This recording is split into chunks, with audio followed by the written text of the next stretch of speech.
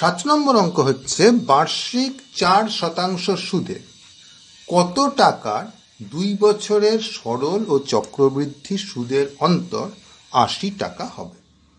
এই অঙ্কটাতে আমাদের সরল সুদের সূত্রটাও লাগবে, আবার চক্রবৃদ্ধি সুদের সূত্রটাও লাগবে। তাহলে আমাদের চাইছে কি? আমাদের চাইছে কত টাকার, মানে চাইছে আমাদের মূলধনটা বা পি, সেটা চাইছে। তাহলে আমাদের 3টে রাশি লিখে নেওয়া যাক। এখানে পিটাই চাইছে, তাহলে আমি পি এর জায়গায় লিখলাম এক্স, আর বলে দিয়েছে 4%, তাহলে আর লিখলাম আমি 4, আর সময় বলেছে 2 বছর, তাহলে টি হলো 2। এবার তাহলে আমাকে এই দুটো অনুযায়ী আমাকে দেখতে হবে। এখন এই দুটোই কিন্তু সুদ আসল, এর মধ্যে আসলটা মিলে আছে, কিন্তু দুটোতেই যেহেতু আসলের পরিমাণটা একই, সুতরাং আমি যদি দুটো সুদের অন্তর করি আর সুদাসলের অন্তর করি, সেটা একই ব্যাপার হবে। তার মানে আমার কথাটা হচ্ছে এই দুটো মধ্যে পার্থক্যটা হচ্ছে 80 টাকা।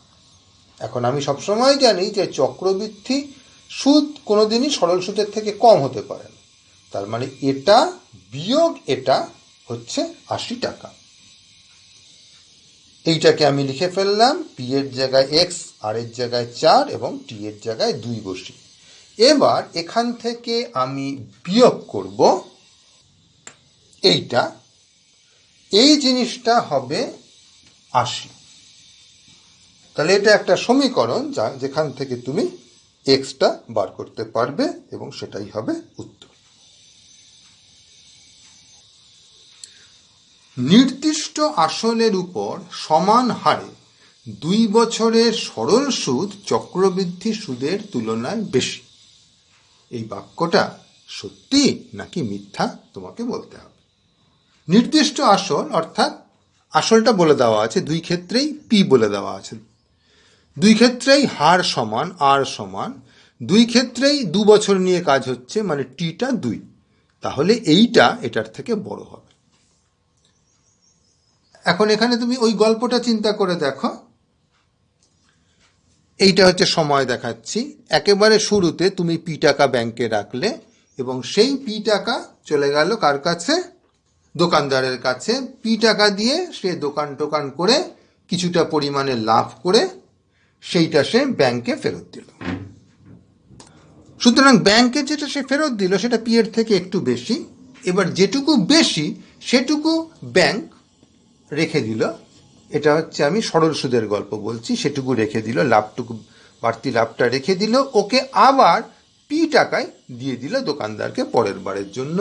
আবার দোকানদার এই প্রথম বছরে যা যা করেছিল পরের বছরও সেটা এনেই উপস্থিত করল। এইটা একটা। আর চক্রবৃদ্ধির ক্ষেত্রে ব্যাংক কিছু রেখে দিল না, ও যে বেশি টাকাটা এনেছিল সেই বেশি টাকাটাই ওকে আবার দিল। সুতরাং পরের বছরে ও আরও বেশি টাকা দিয়ে ব্যবসা করছে, তারপরে বেশি টাকার ভিত্তিতে যে বেশি লাভ সেইটাও শেষ পর্যন্ত ফেরত দিল। এবার তুমি ভেবে বলো, প্রথমটার ক্ষেত্রে বেশি টাকা হবে না দ্বিতীয়টার ক্ষেত্রে বেশি টাকা হবে? সেটার ভেবে তুমি বলবে এটা সত্যি নাকি মিথ্যা। বার্ষিক 10% হারে 100 টাকার 1 বছরের সরল সুদ ও চক্রবৃদ্ধি সুদের পার্থক্য হবে 1 টাকা। এই কথাটা বলতে হবে সত্য নাকি মিথ্যা। এর একটা কায়দা হতে পারে, তোমাকে সবকিছুই বলে দিয়েছে, পি বলে দিয়েছে 100 টাকা, আর বলে দিয়েছে 10, টি বলে দিয়েছে 1, বসিয়ে দেখো দুটোর মধ্যেই কোনটায় কি আসে। আর এই দুটো সুদাসল, সুতরাং সুদাসলগুলো যদি সমান হয় তার মানে সুদটাও সমান হবে, কারণ আসলগুলো তো সমান আছে। আর সেটা না করে তুমি এটা আরো সহজে চিন্তা করতে পারো সেই গল্পটা ব্যবহার করে। তুমি পি টাকা ব্যাংকে রাখলে, ব্যাংক সেই টাকাটা দোকানদারকে দিল, দোকানদার লাভ করে 1 বছরের মাথায় পি এবং লাভ দুটোই আনলো। এবার সরল সুদ আর চক্রবৃদ্ধির পার্থক্য হচ্ছে, সরল সুদের ক্ষেত্রে লাভটা ব্যাংক আলাদা করে বাক্সে সরিয়ে রেখে ওকে আবার পি টাকা দিয়ে ফেরত পাঠিয়ে দিল, আর চক্রবৃদ্ধির ক্ষেত্রে ও যা টাকা এনেছিল সেই টাকাটাই ওকে সরাসরি ফেরত দিয়ে বলে ওই টাকা দিয়ে আবার ব্যবসা করে। তার মানে পুরো পার্থক্যটা শুরু হচ্ছে 2 নম্বর বছর থেকে শুরু করে। 1 নম্বর বছরে কিন্তু ব্যাপারটা একই রকম। 2 নম্বর বছরের মাথায় ওকে খালি পি টাকাই ফেরত দেওয়া হবে, নাকি পি এবং লাভ দুটোই দেওয়া হবে? এখান থেকে সরল সুদ আর চক্রবৃদ্ধি সুদের গল্পটা আলাদা হচ্ছে। 1 বছরে কিন্তু গল্পটা আলাদা নেই। তুমি এটার ভিত্তিতে চিন্তা করেও বলতে পারো, কোনো রকম যোগ বিয়োগ গুণ ভাগ না করেই বলতে পারো উত্তরটা সত্যি নাকি মিথ্যা। কিন্তু যদি সেটাতে অসুবিধা হয় সরাসরি বসিয়ে দেখো, তাহলে তুমি দেখতে পাবে পার্থক্যটা 1 টাকা হচ্ছে কি হচ্ছে না। 20,000 টাকার বার্ষিক 5% সুদের হারে 2 বছরের চক্রবৃদ্ধি সুদ ও সরল সুদের পার্থক্য কত হবে?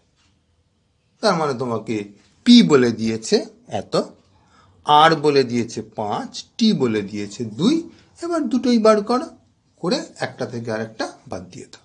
আবারও বলছি, এইটা কিন্তু সুদ আসল, এটাও সুদ আসল, মানে আসল আর সুদ মিলে আছে, কিন্তু 2 ক্ষেত্রেই আসলটা যেহেতু একই, তাই একটা থেকে একটা বাদ দিলে আসলটা কাটাকাটি হয়ে যাবে, তুমি সুদের পার্থক্যটাই পেয়ে যাবে। করে ফেলো। সরল সুদ ও চক্রবৃদ্ধি সুদের হার বার্ষিক 10% হলে দ্বিতীয় বছরে কোনো মূলধনের সরল ও চক্রবৃদ্ধি সুদের অনুপাত এই 4টের মধ্যে কোনটা হবে? এটা একটু বলে দিই কি করতে হবে। তোমাকে দেখতেই পাচ্ছ যে মূলধনটা বলে দেয়নি, 2 ক্ষেত্রেই পি ধরে নেবে। বার্ষিক হার বলে দিয়েছে 10%, তার মানে আর সমান 10 হবে, এবং 2 বছরের গল্প হচ্ছে টি সমান 2 হবে। পিটা বলেনি, কোনো চিন্তা নেই, পিটা কেটে যাবে। এইবার তোমাকে দুটোর সুদ বার করতে হবে এবং 1 টাকা আর একটা দিয়ে ভাগ করতে হবে, যেহেতু অনুপাত। যেহেতু বিয়োগ নয়, সেই জন্য এবার কিন্তু আসলটা এমনি এমনি কেটে যাবে না, তোমাকে আসলটা বিয়োগ করে নিতে হবে। এটাই এখানে একমাত্র জটিলতা। প্রথমে আমি সরলটা নেব, মানে